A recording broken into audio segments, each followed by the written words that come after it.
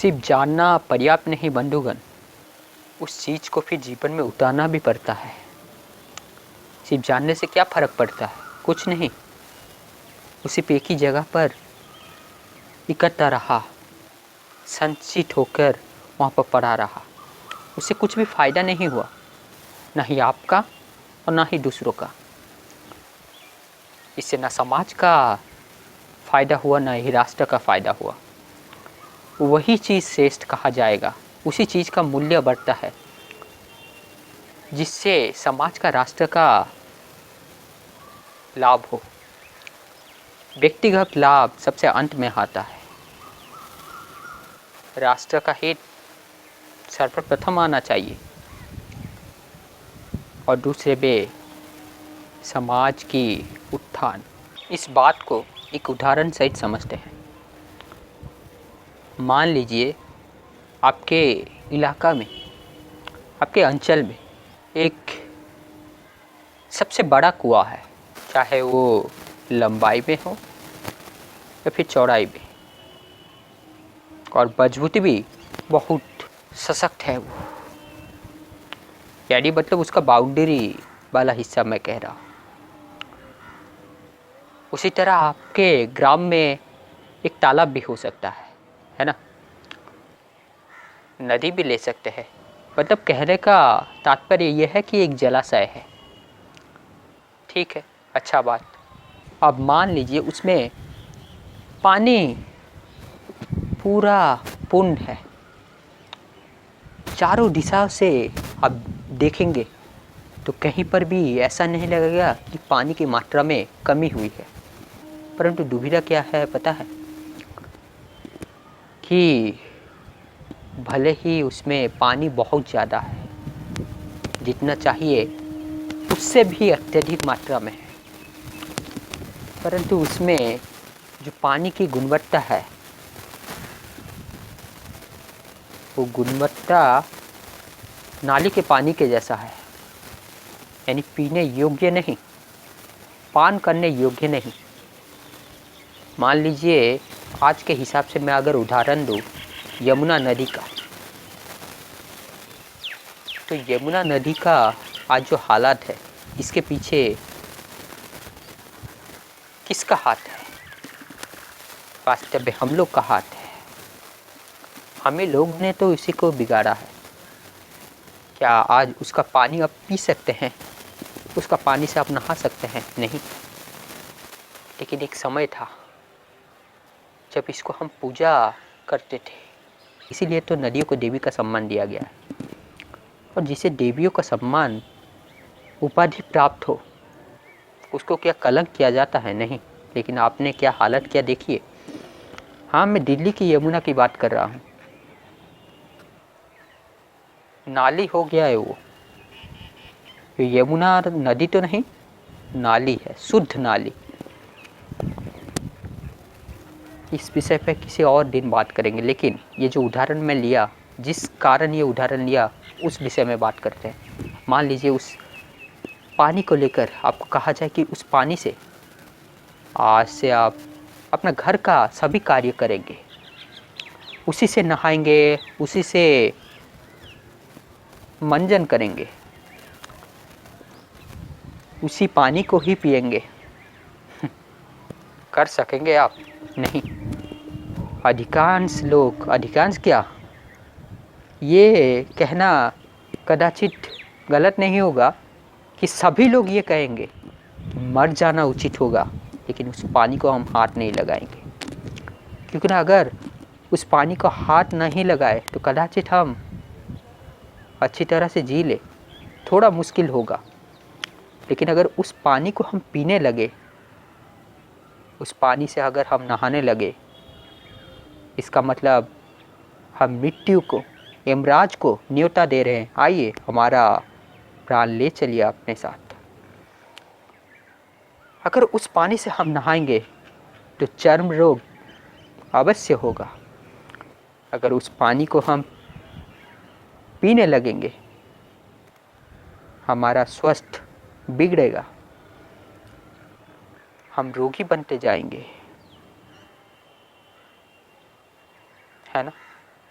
यानी वो पानी जहाँ जहाँ भी जाएगा, जिस जिस क्षेत्र में जाएगा, जिस जिस कार्य में लगेगा, वो चीज़ प्रदूषित हो जाएगी, वो चीज़ कलंक बन जाएगी, वो चीज़ जहर बन जाएगी, वो हमारे स्वास्थ्य को बिगाड़ेगी, वो हमारे जीवन को ले जाएगी।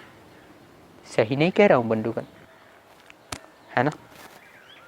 ठीक उसी प्रकार बंधुगण, मैंने पहले जो उदाहरण दिया था कि ग्राम में एक तालाब है या फिर एक कुआं है, उस कुआं में तो पूर्ण पानी है, लेकिन ये पानी दूषित है, कलंकित है, यानी पान करने योग्य नहीं। तो क्या फ़ायदा वहाँ पर पानी रहने का? क्या कुछ फ़ायदा है? नहीं।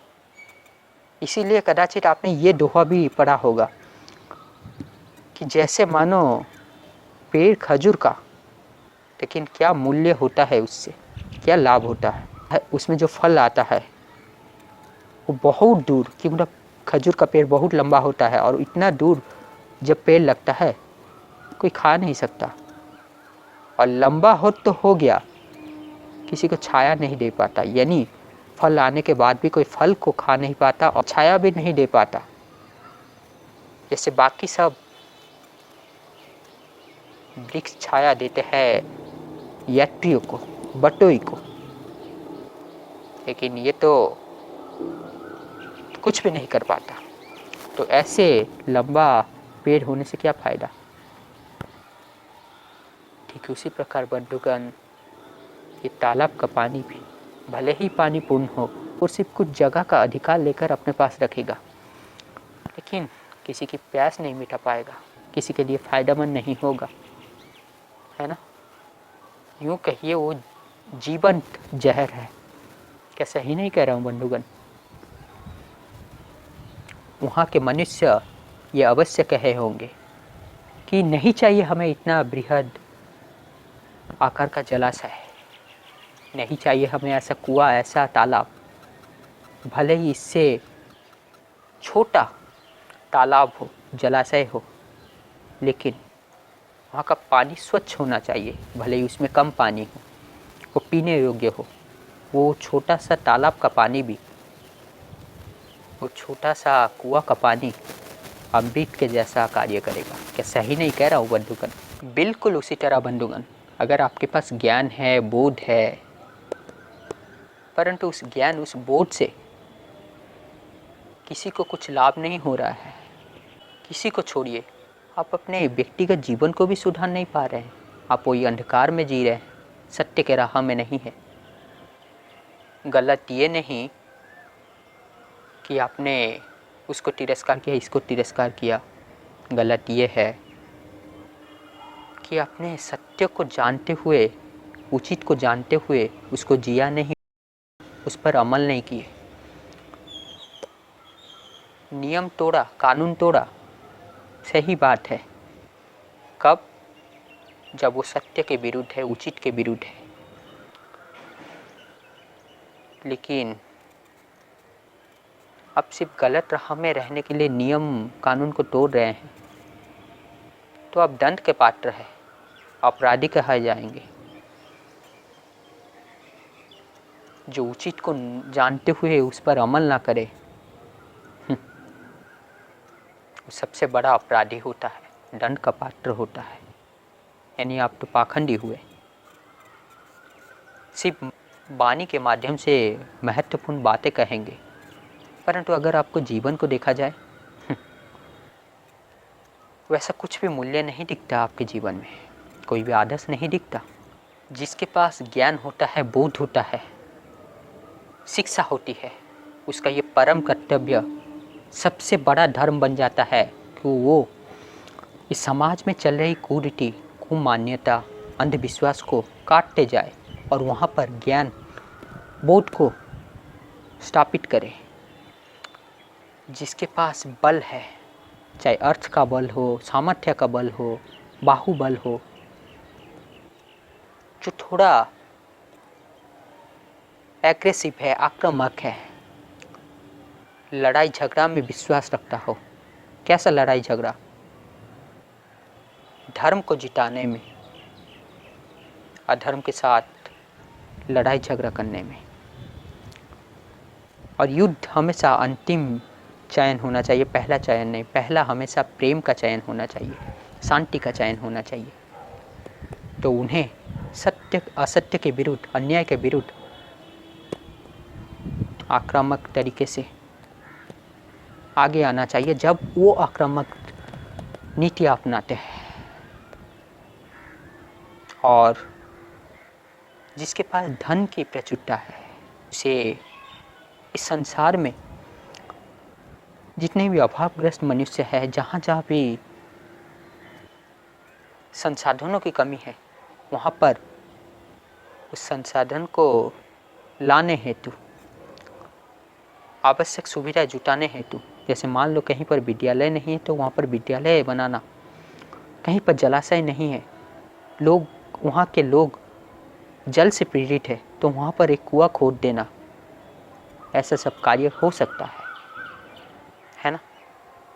देखिए, ये मैं कोई बना के नहीं लाया कि ये बातें कहूँगा, स्पॉन्टेनियसली जितना आ रहा है मैं उतना कहते जा रहा हूँ। इससे भी अधिक हो सकता है, और ये जो एक एक सेक्टर में कह रहा हूँ ये और अधिक इसको विस्तार कर सकते हैं। तो मानो आपके पास शिक्षा आ गई, बोध आ गया, विवेक आ गया, शक्ति भी मिल गई, चाहे बाहुबल का शक्ति हो, शारीरिक बल हो, अर्थ बल हो, कुछ भी हो, परंतु उससे अब दुष्टों का विरोध नहीं कर रहे हैं, दुर्जनों का विरोध नहीं कर रहे हैं, तो क्या लाभ उसका? कुछ फ़ायदा नहीं, संसार का कुछ लाभ नहीं होता। अब भले ही आप पाखंडी ढोंगीपन को अपनाकर अपना जीवन सही से जी के चले जाएंगे, लेकिन आप एक अपराधी हुए। और एक चीज़ ध्यान रखिएगा बंधुगण, दुष्ट दुर्जनों के कुनीति, कुविचार, कुकृत्य से जितना हानि नहीं होता इस संसार को, उतना हानि धर्म जानने वाले ज्ञानी बोधयुक्त मनुष्य के मौन से होता है। यदि उस कुरु सभा में महामय भीष्म, गुरुवर द्रोणाचार्य और अंगराज कर्ण जैसे ज्ञानी विवेकी पुरुष, धर्म जानने वाले मनुष्य उस दिन अपने प्रण को तोड़ा होता, उस दिन शस्त्र उठाया होता, तो कुरुक्षेत्र का युद्ध ही नहीं होता और कुरुक्षेत्र युद्ध में इतना विनाश नहीं होता।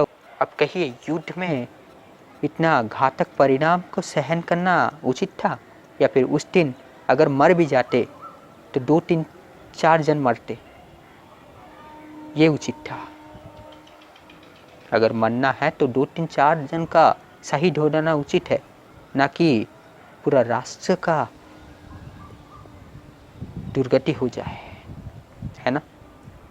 यदि उस दिन ये अंगराज कर्ण, पितामह भीष्म अपना धनुष उठा लेते, दुर्योधन को दंड देने के लिए सामने आते, क्या दुर्योधन के पास इतना सामर्थ्य था कि वो उन्हें टक्कर दे सकता? नहीं। और ना ही द्रौपदी का चीरहरण होता, और ना ही कुरुक्षेत्र का युद्ध कभी रचा जाता, है ना ही इतना खेती होता। यही तो होता है कि अधर्मियों का ताकत इसलिए बढ़ता है क्योंकि उन्हें धर्म जानने वाले मनुष्य उसकी सहायता करते हैं, चाहे डायरेक्टली हो या इनडायरेक्टली हो। सबसे बड़ा राष्ट्र धर्म होता है और सबसे निकृष्ट व्यक्तिगत धर्म होता है। अगर राष्ट्र के लिए अपना संकल्प त्यागना पड़े, चाहे समाज हमें छलिया कहे, समाज हमें कपटी कहे, वचन भंग करने वाला मनुष्य कहे, तो वही उचित होता है, वही धर्म होता है। राष्ट्र को बचाने के लिए एक का बलिदान देना तो सही है ना, है ना। जो न्याय युद्ध नहीं लड़ेगा, इसका मतलब क्या? वो अधर्म के साथ है, इसीलिए उसे भी दंड देना अनिवार्य बन जाता है। तो बंधुगण, जिसके पास जो भी कला, कौशल, विद्या है, उससे ये सोचिए कि समाज का हित कैसा होगा, राष्ट्र का कल्याण कैसा होगा। समाज सही रहेगा तो आप भी सही रहेंगे, क्योंकि ना समाज में आप है, आप में समाज नहीं। राष्ट्र सही होगा तो आप भी सही होंगे, क्योंकि राष्ट्र में आप है, राष्ट्र आप में नहीं। अन्यथा आप उच्च शिक्षित हो गए, एक सही मनुष्य हो गए, लेकिन उससे कुछ फ़ायदा नहीं हुआ संसार को। सिर्फ अपने परिवार के लिए जी रहे हैं एक पशु की तरह। क्या मूल्य है उसका? मनुष्य का तन पाकर पशु का जीवन जी रहे हैं, है ना। और आज धर्म प्रवचन का विषय बन गया, कथा का विषय बन गया। धर्म अर्थात धारण करने योग्य, यानी अगर आप धर्म को जानते हैं तो वो आपके जीवन में दिखना चाहिए, परंतु वो आपके जीवन में दिखता नहीं, केवल आपकी कथा के माध्यम से, आपके वाणी के माध्यम से दिखता है। हाँ, अगर आपके जीवन के माध्यम से दिखता है और समय आने पर आप अपने वाणी के माध्यम से भी वो कहते हैं तो सही बात है। लेकिन धर्म मतलब प्रवचन, धर्म मतलब धंधा न कभी सही था, न आज है, न आगे रहेगा। और वास्तव में ऐसा इसलिए हो रहा है क्योंकि ना सही आदर्श का अभाव हो गया है। सही मनुष्य मानव समाज में अब कम दिखने लगे हैं। तो इनका जगह कौन ले रहे हैं? वही गलत पद्धति से गृहस्थ जीवन को जीने वाले मनुष्य। एक देवता भी संसार में गृहस्थ का जीवन अपनाता है, परंतु किस तरह? त्यागपूर्वक भोग से। लेकिन आज के मनुष्य, भोग ही उनका केंद्र, भोग ही उनका उद्देश्य। और आज धर्म प्रवचन का विषय बन गया है। धर्म अर्थात धारण करने योग्य। तो धर्म मतलब आपके जीवन में देखना चाहिए। इसीलिए तो कहा गया है, या फिर यूँ कहिए, महात्मा आप किसे कहेंगे? जिसका कथनी, करनी और आचरण तीनों में ही दिव्यता दिखे, तीनों ही एक समान दिव्य गुणों से आच्छादित होता हो, तो उसे ही आप महात्मा कहेंगे। और दुरात्मा जो मुंह से कुछ बोलता है, करता कुछ है और सोचता कुछ है, यानी कथनी, करनी और वाणी में अंतर होता है। तो बंधुगण, सही मूल्य को जीना है, सत्य को जीना है, ना कि कहना है। हाँ, कहना अगर पड़ जाए तो पढ़ेंगे, लेकिन महत्वपूर्ण है इसको जीना, तभी जाकर आप एक आदर्श बन सकेंगे। तो बंधुगण, आशा करता हूँ मैं जो कहना चाहता हूँ वो आप समझ पाए। और किस लिए मैंने कहा कि जानना सिर्फ पर्याप्त नहीं है, जानने के बाद उसे उतारना भी पड़ता है जीवन में। यानी ज्ञान पा जाना, बोध मिल जाना से कुछ फ़र्क नहीं आता, उसको जीवन में भी उतारना पड़ेगा। और उस ज्ञान, उस बोध से समाज को भी अच्छा दिशा देना पड़ेगा, तभी जाकर उसका मूल्य रहता है। और ज्ञान बांटोगे तो ज्ञान में वृद्धि होती है। सही कह रहा हूँ ना बंधुगण? और ऐसा धन है जिसको कोई चुरा नहीं सकता। तो शाम का समय हो गया और आपसे अलविदा लेने का भी समय आ गया। फिर मिलेंगे, तब तक आनंद से अपने जीवन को सही दिशा की ओर आगे बढ़ाते रहिए। अधर्म, अन्याय, असत्य को कड़ी टक्कर दीजिए। सत्य, न्याय, धर्म, ज्ञान को सामने लाइए। थोड़ी देर की प्रतीक्षा कीजिए। मैं बस यूँ गया और यूँ आया।